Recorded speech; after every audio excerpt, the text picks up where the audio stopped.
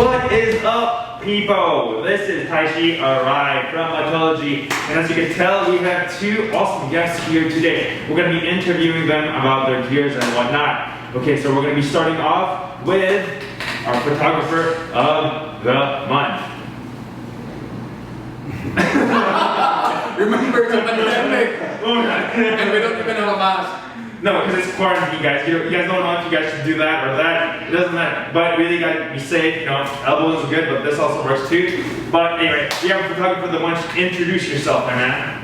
My name is Cris Diansay. I'm 30 years old. I'm still Single and available. I'm ready to mingle. So I want to dive into your setup. I want to show the audience, you guys, you took a great photo this month for the Motology Writer of the Week. What was your setup? What camera did you have and what lens did you use for the shot? I use Nikon D750 with a prime lens 180mm 2.8 Nikon ED. It's an old lens. Until now, I'm still using it.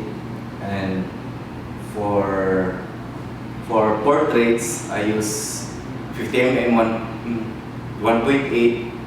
For panning shots, I use sometimes both lenses. It depends on the distance and then. But what's for the setup of your camera? What's your what shutter speed do you usually shoot at? For portraits, first of all, I'm using manual settings. For portraits, it depends on the light, the environment, and the what do you call that? Like the natural light. Natural light. So the shutter speed 1/800 or 1/1000. So it's really fast, huh? It's really fast for portraits. Yes. And aperture 2.8. I use f2.8. Then ISO. It depends on the lightning. Then for panning shots, for shutter speed 1/160. Then aperture f8.0 until f11. So you can really like blur out. If it's not the subject, so you can really blur out the background. That's 160. That's what you use. 160 to 50. I cannot go beyond out. 80, 1/80. You mentioned earlier that you were using D70. What's your favorite thing about a full frame camera like that? It's very nice because kanang full frame siya ba, makita lang siya wala. It's not a crop lens and full siya ba makita sa whole with ang picture niya, so dili mo sayang. Yeah, you can use every single part of the lens when it's a full frame. Yes. But I still think because a lot of the viewers, they can't really afford a full frame. But I really try to tell everyone not to worry. There's really not much difference between. There's not much real difference between a full frame and a cross. And the best camera is still what you have in your hands for sure. Yes. It's not the camera. It's the user who take the shot. It's the skill. It's not the camera. All right, and now we have Arnel over here, guys. So hey, what's up? Hey. Tell us about your setup. Actually right now, I'm using a BMW GSA 250, the Adventure. I like to ride it, what do you call this? We call it full pack. With all the panniers, all the tank bags, all the bags that possibly can be attached, all the lights. It's there. I know it's an issue right now, having all the auxiliary lights, turning it on and off, but I don't think I have a choice. Yeah. So with that, with the upgrades that we did, it has basically what can you do with the GS? You can only do what? A full system, and then have it not remapped but reset by BMW, so that all your riding statistics can be read and it can be applied to your bike. So it's just like from the older bikes pa, it's just like remapping. So that your full system, your K&N filters, your fuel intake, your fuel air ratio will be compromised. So you'll be getting the full potential of the bike. So basically, that's my bike. That's a heavy bike. It's a heavy setup for a casual conversation, but no. I saw your photo and I was like, whoa, this guy's fully stacked. This guy must love riding, you know? Yeah. There's a fine difference between just learning how to ride and really dedicating your entire life and human soul into it. Yeah. And you are definitely the latter, my friend. Yeah. So, I mean, but why is it that you chose like adventure riding? Okay. I've been getting this question for what? 3 years, 4 years now. Why I got the GS over and sports bike in general.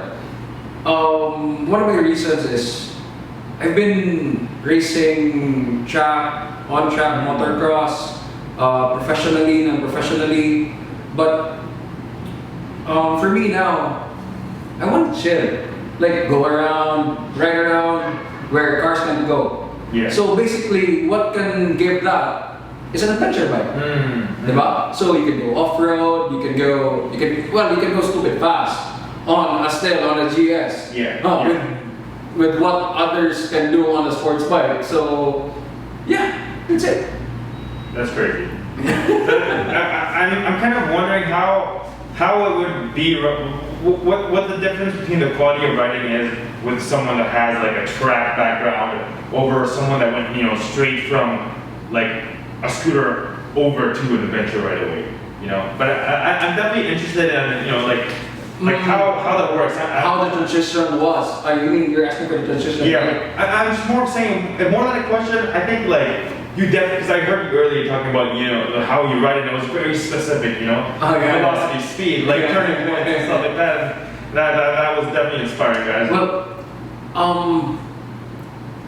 if you put it on a road setting, is more or less, you won't have the urge anymore to go fast. For me, since we can put that on the track, diba? We can apply all the craziness inside the track and contain it on the road, diba? Right. So again, it's all about safety. Motorcycling is just not about showing off, having the best bike, having the 20,000, the 50,000, 100,000 gears. It's for me that's just a plus. For me, it will all go down to safety first. Like the very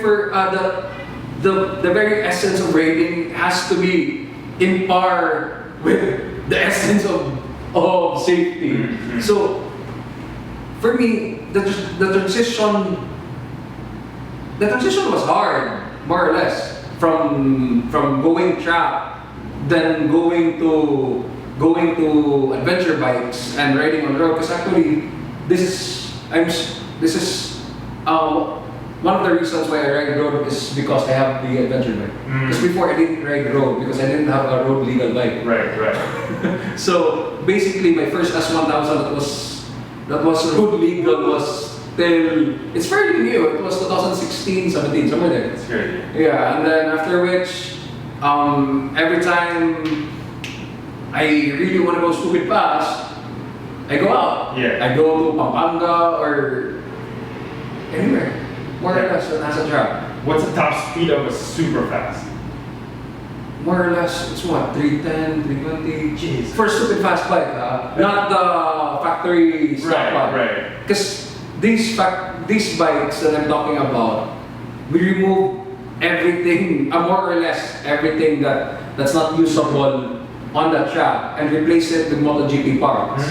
So lighter fairings, lighter chassis. I even went to a lighter chassis, titanium full systems, carbon wheels. We changed the brakes instead of just the front and then the rear brake on the foot. We changed it to a rear brake on the left hand. So everything more or less, it's not, and we removed the headlights, obviously, the taillights and mirrors.